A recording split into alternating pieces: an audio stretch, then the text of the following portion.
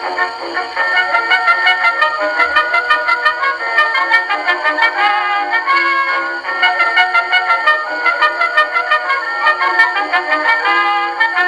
everybody, it's Dick here. We're at the Royal Enfield shop in Watford to see the new Himalayan. It's the Himalayan launch day, and after months of delays, there it is. I'm going to see if I can get a test drive. At first glance, I was pleasantly surprised at the quality of construction and materials. I was happy to see a 21-inch wheel on the front, engine guard, and crash guards up by the top of the forks were a nice touch, as was the luggage rack behind the passenger seat. Ground clearance looked good at 8.5 inches, which is just an inch and a half shy of my GS. And the seat height of 31.5 inches meant that I might actually get my feet planted on the ground to be able to move this bike around with some ease. And it is the first Royal Enfield I've seen without a Kickstarter.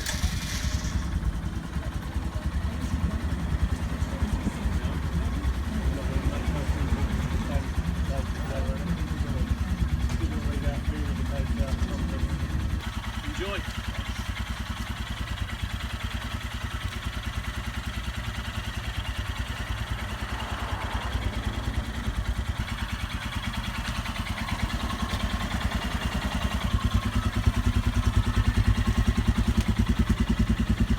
Himalayan. It's got really good seat height. My feet are nearly flat on the ground. It's got digital clocks. It's got a compass. Build quality looks really good. High engine guards here. I'm going to take it for a little ride and see how it goes.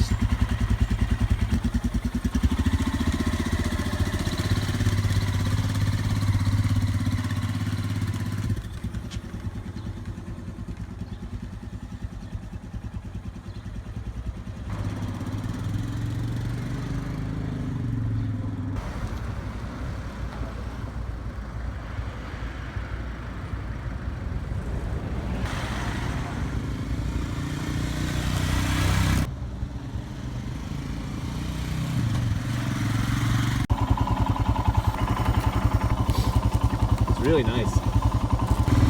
What I initially noticed was how well balanced and maneuverable the bike was. It had a low center of gravity, and the wheelbase and the seat height made the bike feel smaller than it was. The single-cylinder 411cc engine that put out 24.5 horsepower made me nervous on paper. When considering the 421-pound curb weight of the bike, made me think it might be underpowered. But out on the road, that didn't even cross my mind. I was so impressed with how well it pulled from stoplights, how it worked through the gears, how it didn't lose power at the top end. The Himalayan's engine seemed to have been well thought out and perfectly paired with this frame.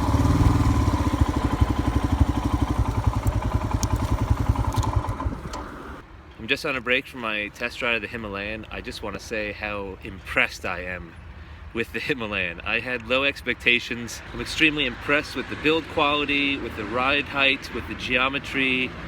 The power band on the engine is a huge surprise. It is a great, smooth ride. They've done a really excellent job with this engine. It doesn't lose power at the top end of the revs like the 500 single does. I'm also impressed with the quality of the instrument panel. Royal Enfield does an excellent job prioritizing the gauges. Quality can be seen in the marks at the speed intervals. They're backlit and bejeweled and give a sense of real high-end quality. There's a digital display with the time, with temperature, with odometer. There's modes for different trips, gear selection. There's a compass.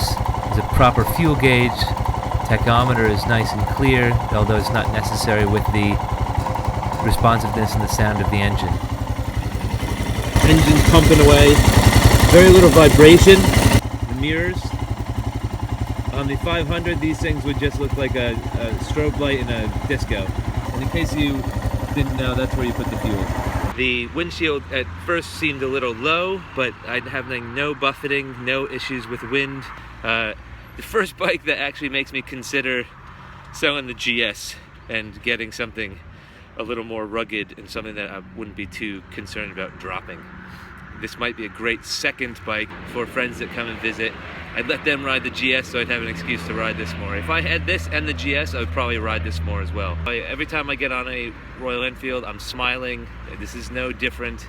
everything is just really fabulous with this bike, and I don't use that word lightly.